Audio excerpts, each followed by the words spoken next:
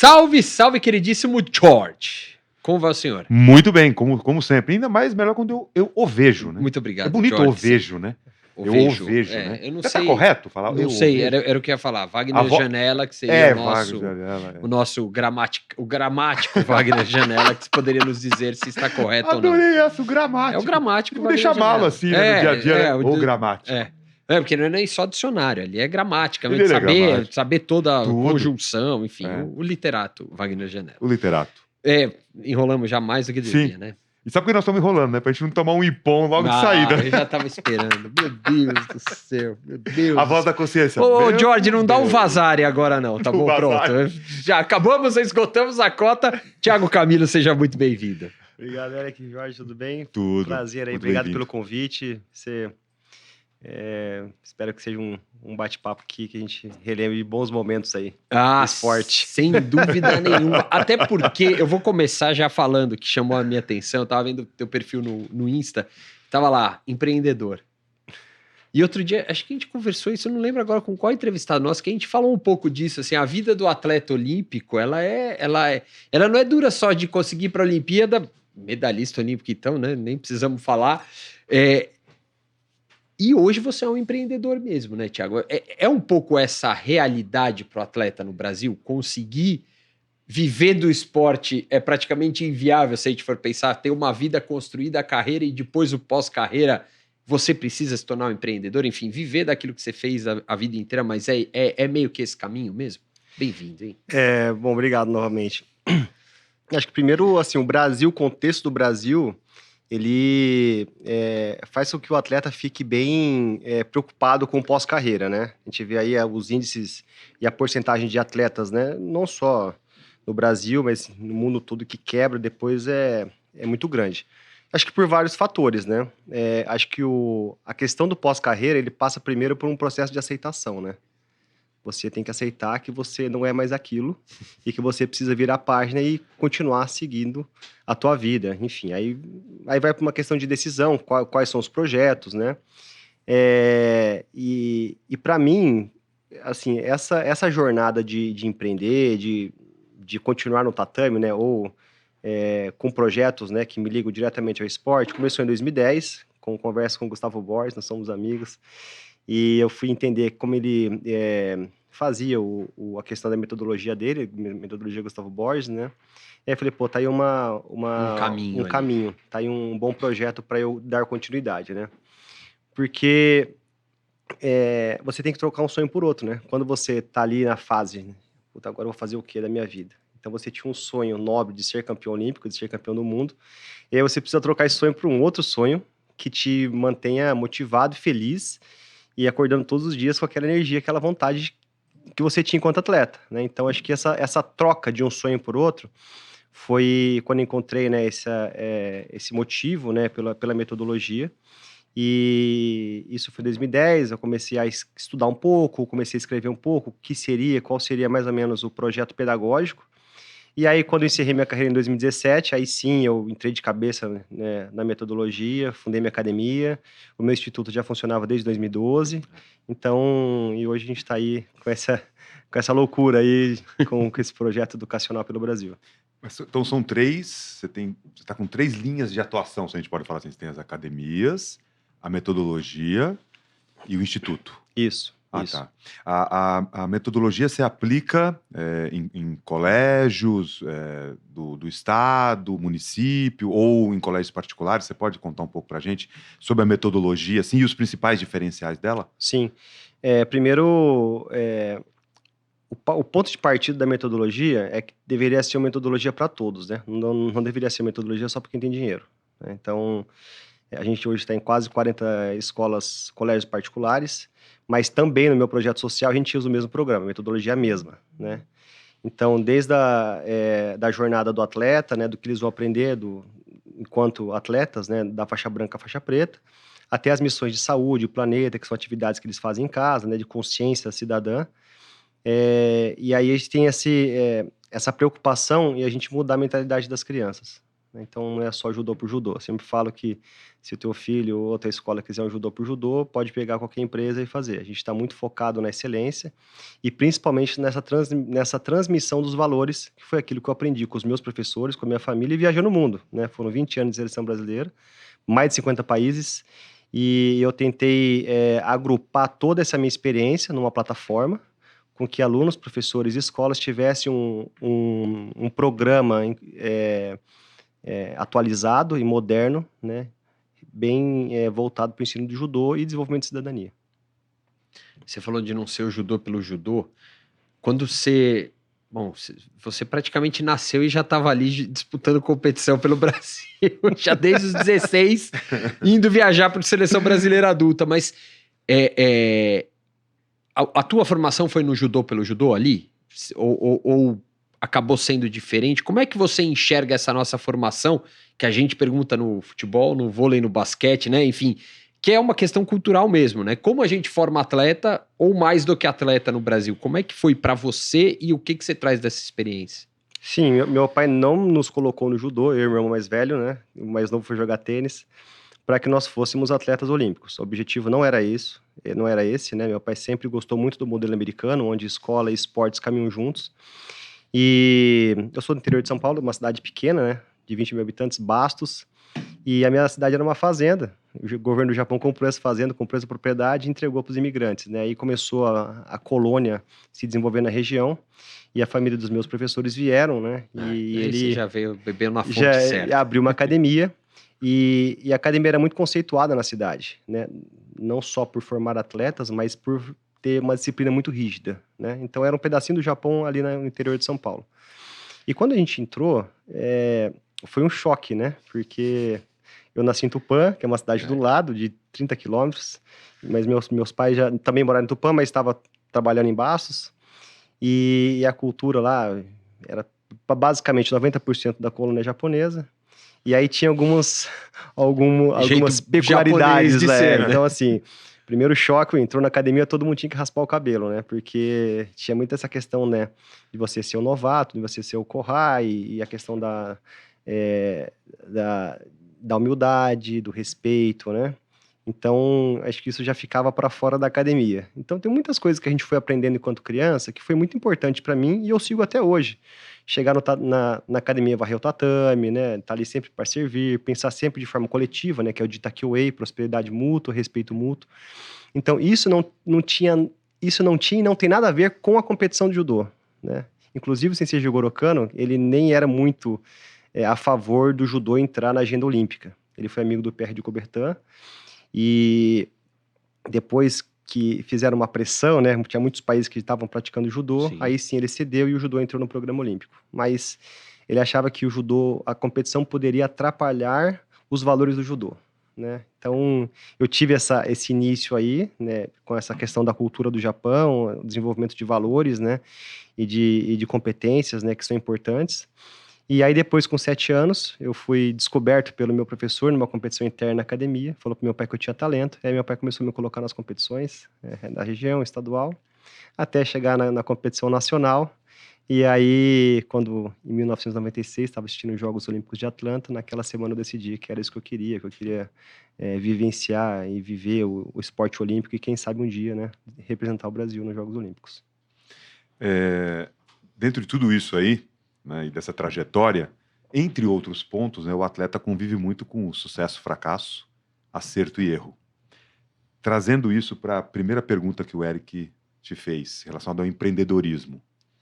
Dentro dessa sua vivência dentro do esporte, e com isso de sucesso, fracasso, acerto e erro, o que você conseguiu aprender com a vivência do esporte que você consegue aplicar agora como empreendedor? Eu acho que assim, eu sempre entendia como eu não buscava para ser o melhor. Eu como atleta, queria me tornar um atleta mais completo a cada dia, né? Então essa busca pela excelência, a disciplina que eu tinha que empregar todo dia, ter disciplina, né, para começar e consistência para terminar, foi muito importante para mim, né? Porque não era treinar um dia, treinar uma semana, treinar um mês, era treinar vários anos. E nesse meio do caminho, né? Você vai ganhar, vai perder, vai chorar, aí você vai voltar para casa, vai continuar, vai treinar, vai chorar, vai perder. E aí você vai vendo que a competição, ela é um treinamento sempre para a próxima competição. Nunca existe ponto final, é sempre uma vírgula, né? E aí você vai vendo e aquilo vai tirando a pressão, e você vai aprendendo, né, nesse processo, e eu aprendi muito nos Jogos Olímpicos, que você não precisa ser, né, o melhor para ser um campeão. Você tem que acessar o seu melhor, acessar o seu potencial, e se você não for o melhor naquilo, ótimo, tem alguém que for melhor que você, né? Então acho que o esporte foi me ensinando isso, e eu tento trazer isso agora para aquilo que eu faço, né? Obviamente, tentando trazer os valores do esporte, os valores do judô, mas colocando também essa disciplina e essa resiliência que eu aprendi com o esporte. Antes eu falo que era até um pouco mais fácil, porque dependia de mim, né? Mais de mim, eu que entrava, perdia, tomava pau, ganhava. Mas agora a gente depende de outros fatores, né? São mais pessoas envolvidas. A gente deve ter mais ou menos, entre Instituto e Metodologia, umas 80 pessoas, né? Trabalhando com a gente, diretamente. Já contando a academia também. Academia também. A academia funciona praticamente como um flagship, né? Da metodologia. Então, é lá a gente roda, que a gente testa os processos, o que deu certo, o que não deu certo. Então, acho que o grande segredo, né? Eu falo que a gente não muda o mundo pelas nossas palavras, a gente muda o mundo pelas nossas atitudes, né? Então, eu tento passar para o pessoal que tá ali na linha de frente, que qual é o seu papel? O que vocês querem? Né? Se os seus olhos não estão brilhando aqui, não tem nenhum problema. Vai em outro lugar onde seu olho brilha. Porque essa sua insatisfação e a sua infelicidade aqui acaba contaminando todo mundo, né? Então, e aí meu pai sempre falava, tá vendo aquele ali, ó, tá com o olho brilhando, tá vendo aquele, tá com o olho brilhando. E aí você vê quando a pessoa tá feliz e quando a pessoa quer, né? Eu sempre falo, vocês estão com fome? Fome? Vocês estão com fome? Fome de vencer? Fome de vencer na vida? Essa fome, ela é importante, porque essa fome, essa vontade genuína que vai fazer você continuar, você se frustrar, você voltar para casa, e você chegar antes, e você continuar. Então, acho que isso vai fortalecendo a gente, né? Então, e aí, mais uma outra lição que eu tento trazer é que as pessoas falam que... Como que é a questão da disciplina do esporte, né? É a prática disciplinada. Então, a gente tem que chegar todos os dias e treinar. E nessa disciplina, o teu técnico vai falar com você, você não é bom nisso, você tem que melhorar isso, você tem que melhorar a tua parte de chão, tem que melhorar a tua tática, melhorar a tua força. E aí você começa a ver que você não é bom em tudo. E isso é frustrante. Isso é frustrante para o atleta de alto rendimento que acha que é o super-herói e na verdade não é. E quando você percebe que você tem vários pontos fracos, e aí você precisa dobrar o tempo de tatame para você melhorar aquilo, aí você vai ter que chegar antes, ficar um pouco mais. Então esse processo ele é frustrante no início, né? Só que depois de anos praticando a disciplina, né, a prática disciplinada, aí vem o flow. Aí quando vem o flow, vem o prazer. Mas antes do prazer, tem a frustração, tem o treinamento, tem o sacrifício. Então você tem que tentar equilibrar esse processo, né, entre dedicação, onde você quer chegar, o que tem que ser pago no meio do caminho, para que você veja a jornada como um processo natural da jornada para o sucesso. Tiago, você foi prata e bronze de Olimpíada, campeão do mundo, enfim, teve uma carreira ali marcada por grandes momentos. Como você vê a estrutura do judô brasileiro para te suportar nisso, né? Porque não veio só você sozinho, tinha que ter algum mínimo de estrutura. Como é que você enxerga o papel ali do judô no Brasil e como a gente consegue também ter bastante atleta, bastante expoente, medalhista e tudo mais? Como é que você enxerga esse trabalho nosso? O judô cresceu muito, né? Evoluiu muito e quando eu comecei a viajar era o patrocínio, né? Não existia patrocínio. Meu pai que pagava as viagens, né? Então era uma outra estrutura esportiva, acho que no geral, né? E aí a gente... Praticamente o atleta brasileiro era aquele talento que o pai tinha insistido, o técnico tinha insistido, o amigo... Era o resiliente total. Era o resiliente ali, né? total. E que teve sorte também de ter alguém ali que abraçou, que acolheu e acreditou naquele atleta. Muito diferente de outros países, onde o atleta sai da estrutura. Ele sai da estrutura esportiva, né? Mas, fazendo uma comparação, assim, hoje a gente vê o esporte mais estruturado, com lei de incentivo ao esporte, Bolsa Atleta, né? Que isso acaba ajudando o atleta naquele início que é difícil. Sim. E aí eu acompanhei essa transição. Eu fui acompanhando, né? Eu fiz parte desse processo. Então eu fico, assim, muito feliz de ter visto, né? De ter percebido e ter acompanhado esse processo que foi de evolução do esporte.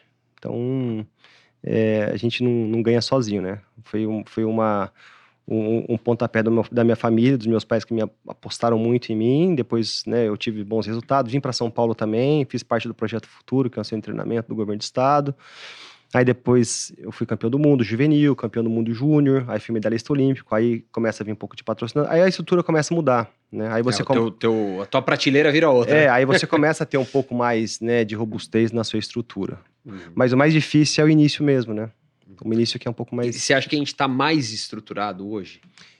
Eu acho que hoje... Eu acho que os projetos sociais é um viés aí, eu acho, sabe, pro alto rendimento. A gente vê grandes atletas aí, campeões olímpicos, medalhistas olímpicos, que vieram de projetos sociais, né? Porque com a lei de incentivo, isso acabou dando uma democratizada, né? Uhum. O esporte conseguiu chegar em outros locais, mesmo depois que eles acabam atingindo um certo nível, eles acabam descendo, né? Norte e Nordeste acaba descendo aqui pro centro, Sim. que os clubes acabam absorvendo esses atletas. Mas no geral, eu vi assim que teve um grande avanço, né? E o esporte hoje depende um pouco mais da vontade do atleta do que de outros fatores, né? O atleta hoje ele encontra um pouco mais de estrutura para poder se desenvolver. E o Instituto, dentro disso que você acabou de falar, dessa estrutura, ele também tem um papel, o seu Instituto, no sentido de colaborar para que a gente tenha cada vez mais potenciais atletas que, porventura, eu me interesso realmente por estar no judô, por seguir carreira no judô. O Instituto também ele propicia essas oportunidades? Sim. Integrado a essa estrutura que você e o Eric acabaram de conversar. Sim, eu me preocupo com dois caminhos, né, para os nossos alunos, né? Primeiro, quanto mais tempo eles ficam com a gente, mais tempo a gente tem de impactar aquela criança, né, aquele adolescente. Então, quanto mais tempo passa no judô, a gente consegue, né, mudar um pouco mais a cabeça, o comportamento, as decisões, as amizades. E esse ano a gente está estruturando uma operação de alto rendimento lá em São Caetano do Sul, que foi onde eu fui medalhista olímpico, no AD Azulão. Sim. O AD São Caetano não existe mais, né, o clube lá na cidade. E o Instituto foi convidado para assumir o alto rendimento do judô. Então, nesses 12 anos de projeto, a gente estava basicamente focado só na questão do social mesmo, né, que é a parte mais de educação das crianças, né, que são os valores do judô. Mas essa escolha pelo alto rendimento, ele vai surgindo naturalmente, né? E ao invés da gente ficar alimentando os clubes, por que não a gente, né, montar um polo de alto rendimento e a gente se autoalimentar, né? Então, esse é um caminho que eu vejo que a gente acaba colaborando bastante, né? A gente está em São Paulo, Espírito Santo, Mato Grosso do Sul, Rio de Janeiro, Paraná, Brasília, Alagoas. Então a gente está levando o projeto para outros estados. E o projeto São Caetano, ele é basicamente, a gente quer dar mais prioridade para os nossos atletas que estão em outros estados. Então, se o professor viu que tem um menino ali com potencial de ir para o alto rendimento, ele comunica o alto rendimento, ele fica uma semana aqui em São Caetano fazendo um teste e de repente ele é absorvido para começar essa jornada do alto rendimento, né? Mas tem outro ponto importante no judô, que poucas pessoas falam, né, que o judô ele é 100% profissionalizante. Porque quando você chega à faixa preta, você pode dar aulas. Então a gente também tem essa jornada de ele virar um professor de judô, né? E aí a gente tem, por exemplo, no polo onde nós começamos o projeto, no Paraisópolis, hoje o professor lá é um ex-aluno. E a gente tem também ex-alunos do Instituto nas escolas particulares também. Então a gente também absorveu esses alunos na metodologia e levamos eles para as escolas particulares ali para ser um professor. Então eu só acho que são dois caminhos, né? E eu acredito que dá essa esperança para eles de que o futuro pode ser diferente daquilo que eles vivem nas comunidades. Porque acaba sendo muito, né, a gente acaba usando muito o exemplo da Rafaela, né, que veio do Flávio Canto e tudo mais, mas no fundo é isso, né, você acaba criando uma célula que ela se autoalimenta e também alimenta a própria cadeia, a própria indústria, né, hoje de judô, né, que tem no Brasil. Acho que é bem legal, né, porque acaba ficando um negócio assim. E nesse caminho, Thiago, como é que você se organizou para ir para esse lado empreendedor? Que não é fácil. Uma coisa é o atleta que tá ali resiliente, consegue, vai, tem uma carreira ótima e tal. Mas como você foi se preparando ao longo desse caminho para isso? Foi um choque, né? E só complementando, e aí você acrescenta na resposta que você vai dar pro Eric, se nessa trajetória, né, se você tomou um daqueles famosos tombos. Um monte. Não. Mas o cara já estava acostumado. Aí não é sim. problema. Nesse sentido, sim. Legal. Primeiro que, assim, quando você está estruturando um programa pedagógico, né, e ouvindo alto rendimento, quando eu fui pro tatame, eu falei, nossa, não sei nada de dar aula para criança. Esse foi o primeiro ponto, né? Então, você sai de uma carreira de medalhista olímpico, campeão do mundo, e você precisa entender que você é um faixa branca. Eu voltei a ser faixa branca na marra, né? Por necessidade de estruturar o meu programa pedagógico. Então, eu vi que eu precisava aprender muito, precisava de tempo no tatame para entender a criança, quais eram as dinâmicas, qual era a pedagogia envolvida para eu lidar de formas diferentes com as crianças, né? Eu tenho 4 filhas, então eu sei que cada uma é de um jeito e eu tenho que traçar estratégias diferentes para eu conseguir aquilo que eu quero, para educar, para ensinar, para acolher. Então, eu tinha 2 escolas, né? A escola de casa e a academia. Sim. Porque a criança, ela é criança. E a criança, ela é uma potencialidade para dar certo. A criança. Infelizmente, as crianças são estragadas pelo meio, pelas influências externas, né? E aí, quando eu fui entender toda a influência, né, que chega na criança, quais são essas influências externas? Excesso de tela, falta de limites, né? As crianças hoje praticamente mandam nos pais, elas escolhem o que elas querem. Então, eu vejo isso como um grande problema, né? Porque quanto mais tela, mais afastado da realidade elas estão, né? Porque a tela não é o mundo real. Por que a gente vê hoje nas escolas, né? Eu vejo as crianças frustradas, com dificuldade de socialização, não sabem, elas pensam muito sozinhas, mas quando precisa do outro, quando tem que pensar no coletivo, em grupo, elas têm muita dificuldade. Né? Então, e aí eu comecei a perceber, né, o quanto o esporte é importante nesse momento, ainda mais pós-pandemia. A gente viu que, assim, as escolas praticamente 50% voltaram a praticar esporte depois da pandemia, as crianças. Elas não voltaram ainda. Não voltaram. Porque não quer. Não quer, deixa, não tem problema. E aí falta um pouquinho também de uma persistência dos pais, né? Porque os pais também, como que uma criança de 7, 8, 9, 10 anos, ela pode entender o que é melhor para ela. Ela não tem essa maturidade para entender o que é melhor. Então vai ver a influência do pai e falar assim, seguinte, eu sempre falo, você quer fazer essa atividade? Tudo bem, você vai fazer 1 ano. Mas não, você vai fazer 1 ano agora. Para ela entender que existe um começo, meio e fim. Para ela entender que ela vai ter que continuar. Senão, eu não quero isso, aí eu vou para outro. Eu não quero aquilo, aí eu vou para outro. Eu não quero isso, vou para outro. E aí fica pulando de galho em galho, e ela nunca se compromete com alguma coisa, né? E aí você vê, por exemplo, hoje quando a gente faz um anúncio de vaga, 15 mandam currículos. Sabe quantos aparecem? Nenhum. Por quê? Qual é o comprometimento? 0 comprometimento. Né? Então, acho que isso é uma das coisas que eu vejo que o esporte pode colaborar, né? E aí foi quando eu primeiro, né, que eu era faixa branca, aí, né, eu fui entender o que era o UI, UX, que é o aplicativo, eu precisava entender, aí que tinha as personas, tinha o professor, o que ele ia acessar, o que o aluno ia acessar, o que a escola ia acessar, aí abri a cartolina, fui escrevendo, assim não funciona.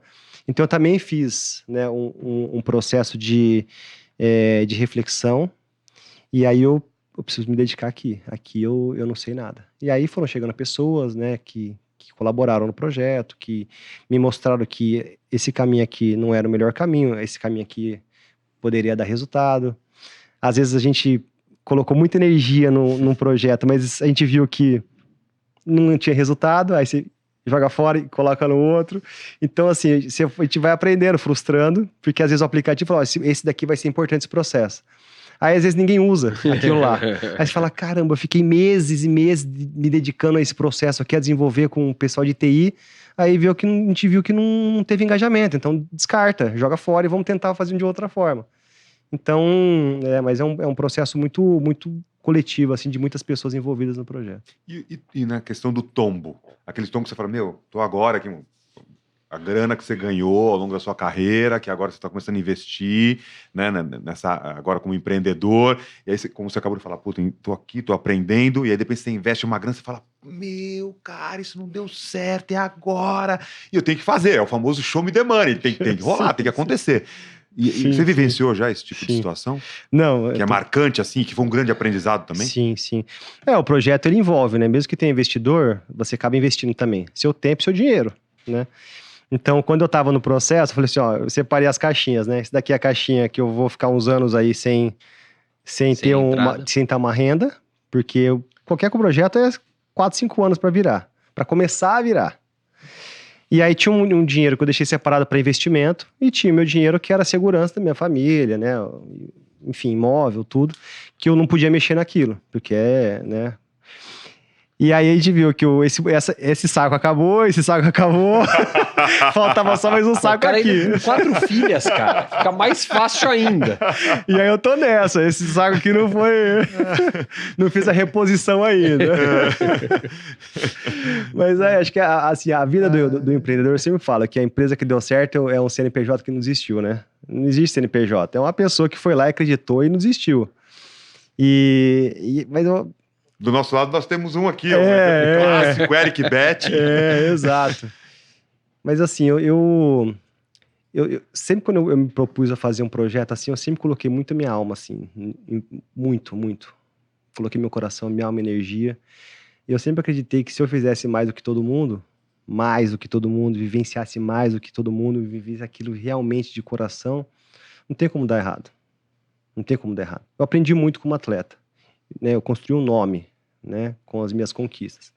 Sempre tive uma preocupação muito grande na gestão da minha imagem, né? E estou fazendo um projeto de judô. Não é um restaurante. Não é um restaurante, não é uma empresa de... Né? Eu estou fazendo um business que está envolvido diretamente com a minha carreira esportiva. Então, assim, eu estou começando do zero, mas nem tanto, né? Algumas coisas eu estou conseguindo trazer enquanto atleta de alto rendimento. Então, e aos poucos, né? O resultado vai surgindo. E aí você tira a cabeça fora d'água, dá uma respirada, aí você mergulha de novo. Aí de repente tava respirada, aí depois você mergulha de novo. Exato. A risada dele é autoexplicativa. Agora, brincadeiras à parte e tal, como é a receptividade do mercado, tanto do judô quanto de empresas e coisas assim, para os projetos que você tem feito, Thiago? O projeto social é mais tranquilo, né? Porque a gente chega lá, a gente não pede nada por exemplo, aqui a gente tem um termo de cooperação com a Secretaria de Educação. O que você precisa? Nada. Eu só preciso de uma sala para poder... Espaço, só. Eu levo o tatame, levo o professor, levo assistente social, levo o coordenador, kimono para todo mundo, mochila para todo mundo, faixa para todo mundo, camiseta para todo mundo, então é zero, custo zero. Então isso é mais tranquilo. É só ter boa vontade. É só ter boa vontade, acreditar no projeto, a gente vai executar sem nenhum problema. Nas escolas, o que eu tenho visto? Que tem algumas empresas que terceirizam o after school, O after school é o que cuida do esporte nas escolas. E eles fazem tudo. Então ele vai cuidar de judô, de balé, de basquete, de vôlei, de xadrez, de dama, eles fazem tudo, né? E aí, é a terceirização da terceirização. Então o pai, ele não tá nem vendo. A escola contrata uma empresa e a empresa contrata um outro professor. Então a escola está terceirizando, a empresa está terceirizando de novo. É quarteirização. É quarteirização, né? Porque eles fazem tudo, é impossível. Eu falo, judô já é difícil pra caramba. Eu fico... Às vezes o cabelo branco tá só aumentando aqui. Porque é difícil você fazer uma gestão com excelência e profissional de judô em quase 40 colégios. Então você tem que capacitar todo mundo, você tem que dar treinamento, você tem que acompanhar, você tem que ver se realmente a metodologia está sendo empregada, as aulas... Então, eu fiz uma estrutura e, por exemplo, hoje eles estão aplicando a aula 15. Escolas particulares, instituto, academia, todo mundo vai aplicar a aula 15. E o que é a aula 15? É a parte inicial, parte principal e parte final. Quem fez essas 130 aulas? Eu fiz. Eu sentei 6 meses e fiz as 130 aulas para todo mundo. Então, isso, a gente acaba garantindo a excelência do projeto, né? Aí tem as escolas que falam, mas eu já tenho aqui a empresa que já faz tudo, tá, e vai para outra, né? E aí, essa barreira, né? Porque as escolas, às vezes, estão mais focadas na facilidade, porque, eu venho aqui uma empresa e resolve tudo, do que você, por exemplo, pegar o Thiago, pegar o Gustavo Borges, pegar as pessoas, os atletas que têm expertise em cada área e executar o After School de forma adequada. Por falar nisso, e tudo tem a ver com tudo, você falou da sua gestão de imagem, né? Até pela carreira que você construiu e tudo. Na sua visão, quais os principais pilares para uma boa gestão de imagem de um atleta? Ou de um ex-atleta? São vários fatores, eu acho, né? Assim, profissionalismo, primeiro. Disciplina, ética, moral. E você não precisar pisar em ninguém para conquistar seu espaço. Eu sempre falo, eu jogo duro, mas não jogo sujo. Eu sou atleta competitivo, eu sou competitivo demais. Eu quero ser o melhor naquilo que eu faço. Mas isso não me dá o direito de jogar sujo com ninguém, né? Então, a transparência, ela tem que ser muito importante em todo lugar que você passa. Em todos os lugares que eu passei, eu sempre prezei por isso, né? Transparência. Então, se eu tenho aqui um contrato, eu vou executar meu contrato, conforme está escrito ali, vou cumprir com as minhas obrigações. Primeiras obrigações, depois meus direitos. Primeiro, eu tenho que cumprir com as minhas obrigações. Então, acho que isso E aí tem outras questões envolvidas, né? O que você faz fora do tatame, hoje em dia as mídias sociais, com quem você se envolve, com os escândalos. Então, hoje tem mais doping, né? Doping também, acho que isso é péssimo, né? Então, são vários fatores, né? Que tornam um atleta... Eu não sou o Federer. Eu não sou Ayrton Senna, eu não sou Muhammad Ali, eu não sou Michael Jordan. Mas eles não foram... O Federer, ele foi o maior de todos? Tem o Djokovic, tem o Nadal. Mas por que as pessoas lembram do Federer até hoje como o melhor de todos os tempos? Por que o Ayrton Senna ele é tricampeão do mundo, o Schumacher tem 7, o Hamilton tem 7, e todo mundo fala que o Ayrton Senna é o melhor piloto de todos os tempos? Porque eles extrapolaram essa barreira. Eles não foram só um atleta. Eles passaram. Eles conduziram de uma outra forma a sua carreira. Muhammad Ali, porque as pessoas falam, até o Mike Tyson falando sobre o Muhammad Ali. Porque não sei quem foi melhor, não sei, eu vou falar uma bobagem. Tá todo mundo falando uma bobagem aqui. Ninguém foi melhor que o Muhammad Ali. A forma como ele lutava, a forma como ele dançava. Então, assim, tem alguns atletas que extrapolam. Eu não sou esse atleta, mas eu acho que essas pessoas, né, esses atletas, eles souberam conduzir e se tornaram mais do que somente o atleta, né? Mais do que somente os resultados.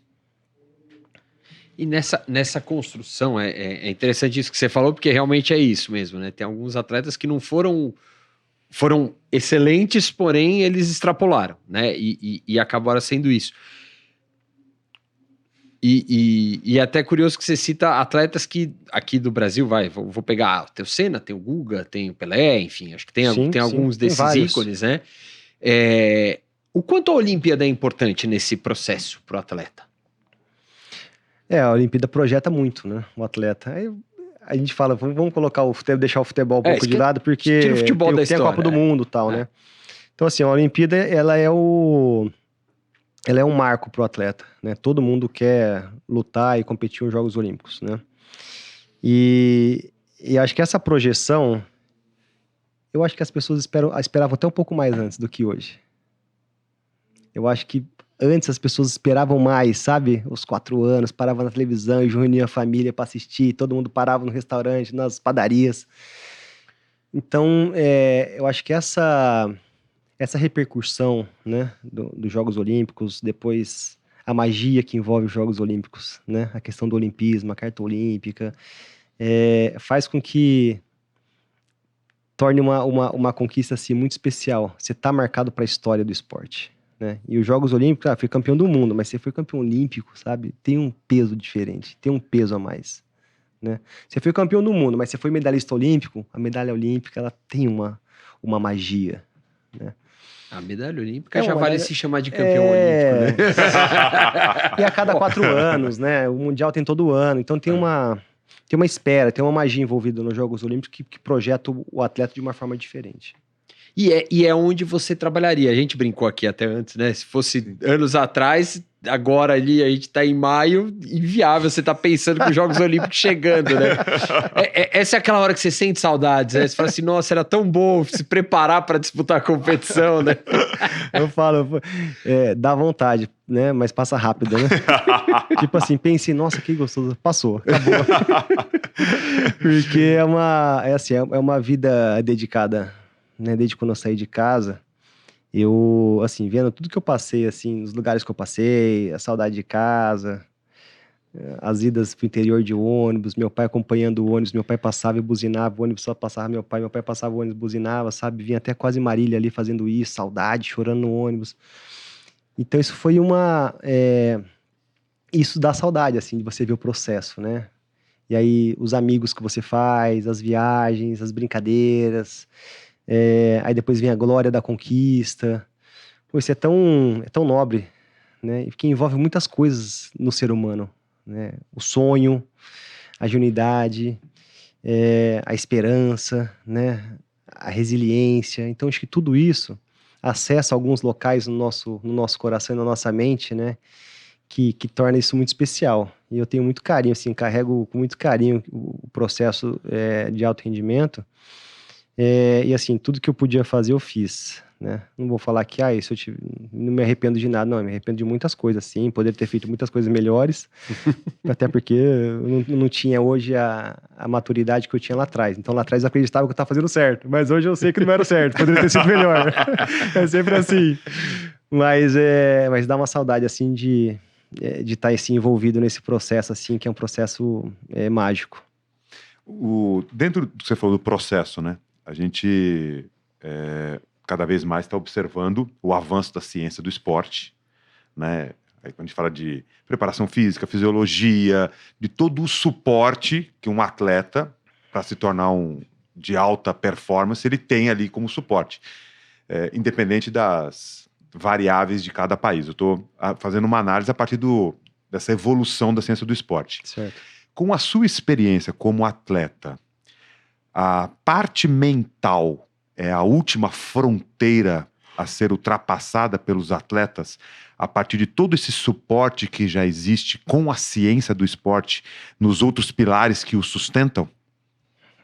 A parte mental é a parte mais importante, mais difícil, né, do atleta lidar. Sempre é mais difícil. Eu acho que hoje os atletas têm possibilidade de errar menos com a ciência. Antes era muito do achismo. Vamos testar esse processo aqui. E aí ficava lá meses treinando, não deu certo. Então hoje tem mais mecanismo para você testar de forma mais rápida se aquilo está dando resultado ou não. Se aquele processo, se aquela alteração de treinamento ou de planejamento, enfim, está correto ou não. Então acho que hoje os atletas têm mais ferramentas para identificar se estão no caminho ou não, né? Mas isso não é tudo também, né? Eu acho que a parte central é o atleta, a parte central é o treinamento. As outras partes, as outras competências, elas ajudam o atleta, né? Mas isso não pode ser trocado, né? Então eu falo, o tempo de tatame, o tempo de dedicação, aquilo que você vai fazer que depende só de você, isso não dá para mudar. A nutrição não vai ajudar você, não vai melhorar o golpe. Não vai melhorar. Então, vai te ajudar. Você vai ter uma alimentação mais adequada, você vai ter uma suplementação mais adequada, você vai recuperar mais rápido, você vai ter uma melhor recuperação entre lutas, né? Então, acho que a ciência ajudou muito nesse processo, né? Mas eu ainda vejo que é resolvido tudo dentro das arenas, dentro do tatame, dentro das quadras. Não tem jeito. É o atleta resolvendo ali. Aí vem a parte da cabeça, né? Isso que eu ia falar, saúde mental. Aí vem a parte da cabeça. Como que eu pensava, né? Assim, às vezes a gente ouve, mas sentiu a pressão. Todo mundo sente a pressão. Ninguém vai lá para perder. Ninguém vai lá para amarelar. Não existe isso, né? Então, a gente está sofrendo influência o tempo inteiro. Você vai para os Jogos Olímpicos, é o Comitê Olímpico, é a Confederação, é a Federação, é o patrocinador, tudo. E você tem que entender, aí vem, né, as ferramentas. Às vezes vem um psicólogo, uma conversa, saber auxiliar o atleta nesse processo de pressão, para que ele entenda que isso aqui eu jogo, isso aqui eu deixo entrar, né? Isso aqui pode entrar, isso aqui joga fora. Porque você tem que ser um pouco egoísta. Você tem que ser um pouco egoísta. Porque muita gente fala, mas você que está vivenciando aquilo durante 4 anos, durante 10 anos, durante 15 anos, e aí você tem Pra resolver em 5 minutos. Para resolver em 5 minutos, num jogo, e aí você tem que ter a maturidade para falar assim, não, isso aqui fica para cá, isso aqui agora sou eu. Então, mas quer falar agora? Não, agora eu não vou falar. Agora é meu momento. É a minha hora, né? Então, e aí eu vejo que os psicólogos podem ajudar bastante os atletas nesse processo, né? Porque eu falo, antigamente a gente ia apanhando, aprendendo, a gente ia fazendo e a gente era atenção, fogo, preparar, entendeu? Não era atenção, preparar, fogo. Era atenção, fogo, preparar. A gente atirava e depois corria atrás pra ver se ia dar certo. É entendeu? ótimo, essa é muito boa. Então, e aí hoje fica atenção, preparar, apontar. Tá louco. Então a gente tinha menos tempo, né? A gente tinha menos pessoas. Então, acho que os atletas têm uma estrutura melhor, com equipes multidisciplinares melhor, e tem que saber usar isso, né? Tem que saber usar de uma forma com que essa estrutura seja revertida em desempenho em cima do tatame, nas quadras ou nas arenas. E você enxerga que é uma diferença que existe hoje? A gente viu até o Richarlison recentemente no futebol falando sobre saúde mental, ele com problema de depressão e tudo mais. Os atletas se sentem mais confortáveis em se abrir também para falar disso? Porque é um problema muito grande. É o que você falou. Na tua etapa, é o teu pai buzinando o carro, a saudade que você sentia de casa, enfim. A vida do atleta, eu sempre falo, ela é massacrante nesse sentido, né? Ele precisa ter uma saúde, uma força mental muito grande. Como é que você vê esse processo hoje, assim? O atleta tá mais livre para poder também falar, pedir ajuda, né? De falar, cara, não dá não, peraí, pega leve. Sim. Eu acho que hoje os limites estão claros também, né? Até onde o pai vai, até onde o técnico vai, até onde é uma orientação e o quanto é um abuso, o quanto é um estímulo, o quanto você está cruzando a linha, né? Então, acho que os limites estão mais claros hoje, né? Existiu muitos excessos no passado, sim, existiu muitos excessos, né? A gente vê aí biografias e livros. O Agnes, por exemplo, falava que o pai dele ficava lá em cima, meu pai também ficava muito em cima, mas talvez se não fosse por isso, será que também eu tivesse atingido os objetivos? Não sei também. Então, acho que a gente tem que equalizar isso, sabe? Equalizar, saber o que é importante, a gente estabelecer os limites aqui de convivência, de respeito mútuo, né? Enquanto ser humano, enquanto atleta, não tô legal, não tô bem, né? Ok, pega o seu momento, vai passar por uma semana, faz um break aí, vai se cuidar, mas ao mesmo tempo, quando você estiver aqui, eu preciso de você 100% também. E aqui não tem mamãe nem papai, né? Aqui você tem que entregar, tem que chorar e vai ter que entregar tudo, né? Então, acho que tem que saber equalizar isso tudo, né? E não é fácil. Não é fácil. Porque você tem que trazer aquela determinação, aquela dureza que precisa, porque na hora, quando você for lutar com o japonês, com o coreano, ele não vai te alisar, ele vai te esfregar. Ele vai te esfregar. E aí você não vai poder chorar. Você vai ter que reagir. E essa energia vem de onde? De onde vem essa reação? Onde vem esse instinto? Né? Vem do treinamento. Né? Então, acho que o treinamento, você passa por uma prova. Né? Eu tive um cubano que falava assim, Thiago, você precisa de 90 dias comigo. 90 dias. Sem faltar um dia. Quando você passar esses 90 dias, aí você vai suportar qualquer treino. Qualquer treino, você vai suportar. Qual que é a especialidade do cubano? Ele era torturador. Ele era preparador físico de atletismo, conhecido em Porto Alegre, na Sojipo, quando eu fui atleta da Sojipo durante 2 anos e meio. E aí eu cheguei lá, eu tava passando por uma série de lesões nos 2 punhos, e eu fiquei uma semana só fazendo preparação física. uma semana não, acho que umas 3 semanas fazendo só preparação física, depois para voltar de forma gradativa ao tatame. E o que eu sofri aquelas semanas lá, de passar mal, de vomitar, e falar, tá passando mal, não tem problema, vomita e volta. E aquilo foi tão importante para mim, porque você vai sentindo inabalável. Sabe? Quando você Ele transforma aqui também, né? Transforma a cabeça também. Porque quando você tem uma dificuldade, qual que é a primeira reação? Há 2 passos para trás. 2 passos para trás. 2 passos para trás. Né? Só que quando isso vai ao longo do tempo, quando você consegue passar esse medo, você fala, caramba, eu sou foda. Eu consegui passar por isso. Eu consegui superar meu medo. Então, quando você consegue superar esse medo, você acessa uma outra parte. E essa outra parte que você acessa é o que vai te dar força quando você estiver numa luta, quando for pro Golden Score, quando você tiver aquela luta enrolada. Você fala, caramba, esse cara não ganha de mim hoje. Né? Aí as pessoas, Thiago, o que você lembra de Sydney? Aí eu tava falando, não lembro muita coisa não, da Olimpíada. Mas tem uma coisa que eu lembro.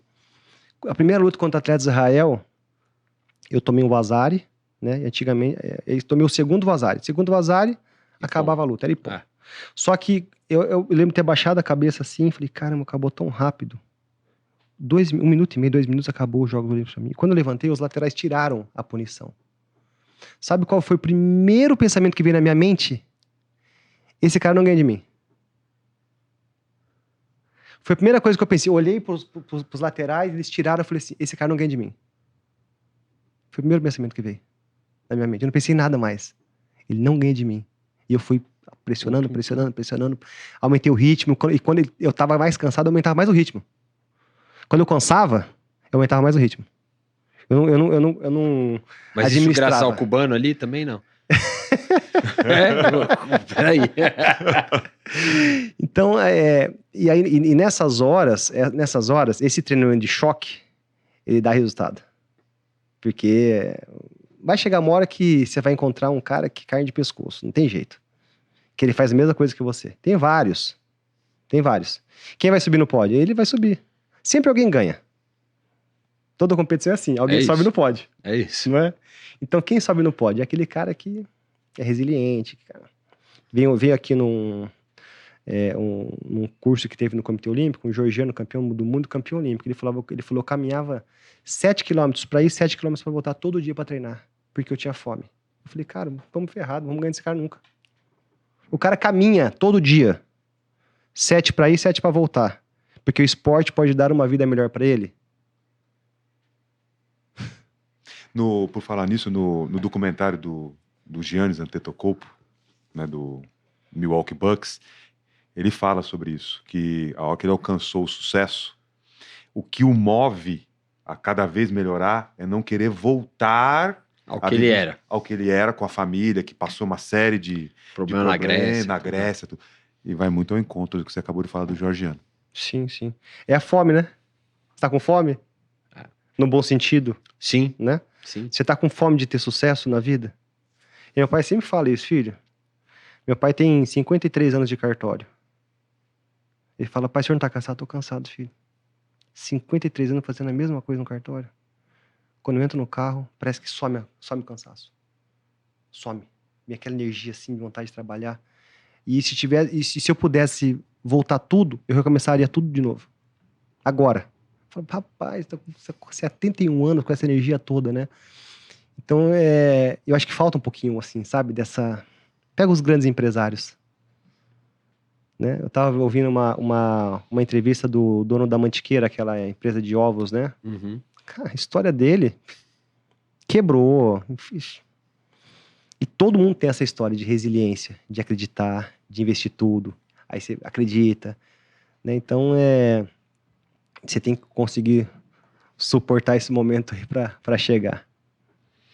E além disso que você comentou, por exemplo, alcançar o sucesso, e aí tem o outro desafio que é se manter lá, né?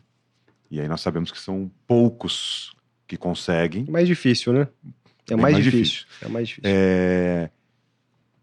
Pela sua experiência, quais fatores movem esses caras que conseguem se manter lá? quando o cara chega? Eu acho que são as suas companhias, eu acho. A equipe que gira em torno de você.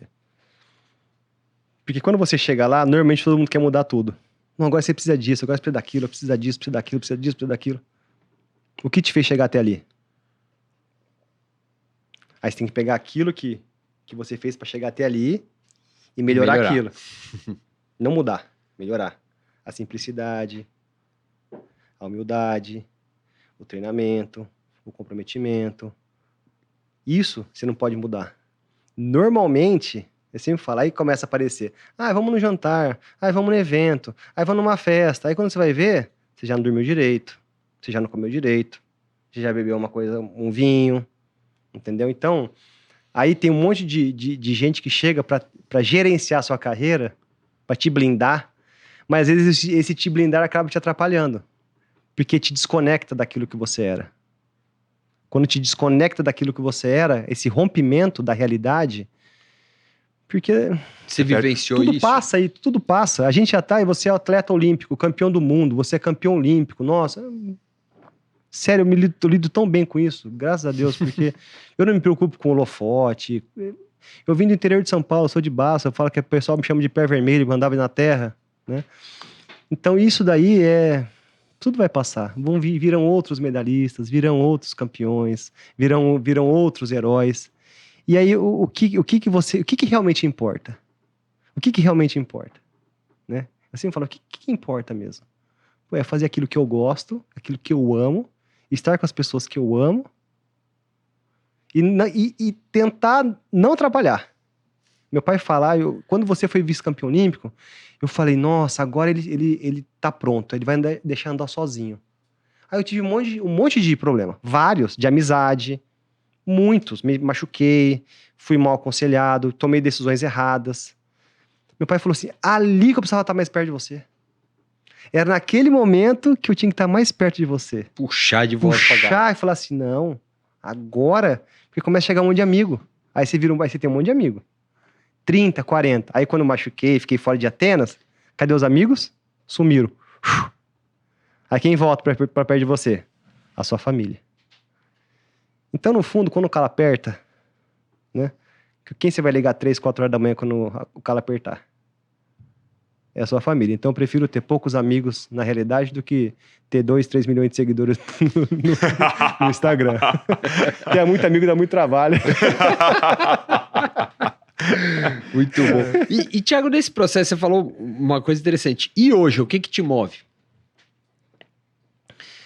Que você falou lá no começo, você falou, reinventar, repensar e tal. O que te move hoje? O que te faz ali acordar e falar, beleza, vambora, vamos para mais uma luta aí. Vamos. Acho que o que me move hoje é saber que o judô pode mudar e pode colaborar na vida das crianças, né? Na formação delas.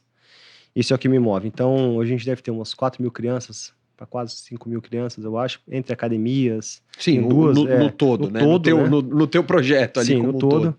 Porque o esporte foi tão importante para mim, eu aprendi tanto com o esporte, e esses ensinamentos, essas experiências, que é o que eu sou hoje, né? Nós somos o resultado da nossa experiência, das nossas vivências, né?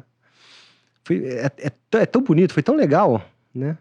E aí quando você vai e conversa com uma criança, você fala sobre respeito, sobre cumprimento do horário, asseio, higiene pessoal, né? Cumprimentar o professor, ficar em silêncio quando o professor está falando. Cumprimentar, olhar nos olhos, apertar forte. Olhar nos olhos quando você estiver ouvindo o seu professor falar. Então são pequenas coisas que é o soft skills que eles falam, né? É o soft skills, habilidades, né?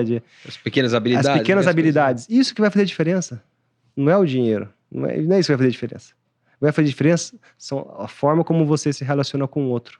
A forma respeitosa e como você encara os seus projetos de forma responsável e profissional. Então, isso é o mais importante.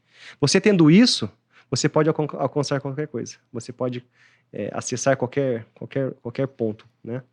Mas você tem que ter essa base, esse alicerce bem feito, né? Bem estruturado. Então, hoje o que me move é saber que a gente está com um projeto, principalmente quem precisa mais, né? Eu sempre falo, nas escolas particulares. Eu conheço crianças que não tem nada e quer tudo. Vocês têm tudo e não quer nada. Então, olha a diferença de realidade, né? Então, e quando a gente vai numa comunidade, a gente tem esse saneamento, nada. Tudo, enfim, a gente vê cada realidade, né? Nos estados, nas cidades, nos bairros. E quando a gente chega com o judô lá, você vê o sorriso das crianças, você vê o pai agradecendo, você vê as famílias agradecendo, porque ali às vezes é um cantinho para ele. É um cantinho onde ele é feliz, onde ele tá seguro, onde ele tá praticando esporte, onde ele tá se divertindo. E assim, é tão legal quando você vê essa troca assim da criança sendo grata e fala, caramba, que legal, né? Através das minhas conquistas eu tô podendo oportunizar isso. Então traz também um pouquinho de cidadania, de patriotismo, sabe? Saber que de alguma forma, de uma forma pequena, mas eu tô cumprindo o meu papel aqui, né? Na Terra e no Brasil. Muito bem. George, Sim. se vira. Chegou a hora. Bateu o sino aqui. Bateu o gongo aqui. Você acha que a famosa perguntinha, qual que é a chamada? Pra ele, acostumado com ipons dos mais. O cara encarou georgiano, cara. Você acha que. Eu sou o George, mas eu não sou o georgiano. Meu Coitado Deus. de mim, cara. Depois dessa, para de enrolar. Tá bom. Chegou a hora do momento, George. Prepare-se. Calma aí. Prepare-se. Manda de novo, porque ele não tá preparado. Bater. Não, sem bater. Vambora. Não, sem bater, eu que vou apanhar. Não. Vai. Você falou de medo. Qual o seu principal medo em relação a cada uma das suas 4 filhas? Medo. De não estar aqui nos momentos mais importantes da vida delas. Né? Acho que esse é o medo que todo mundo tem, né? De estar pouco tempo, que eu sempre peço todos os dias, que eu possa ficar mais tempo vivo para que eu possa ver mais elas a cada dia.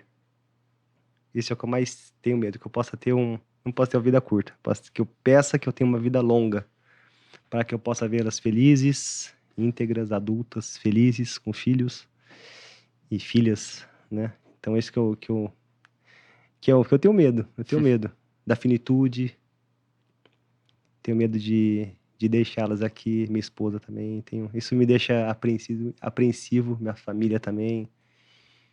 Enfim, isso me deixa com medo.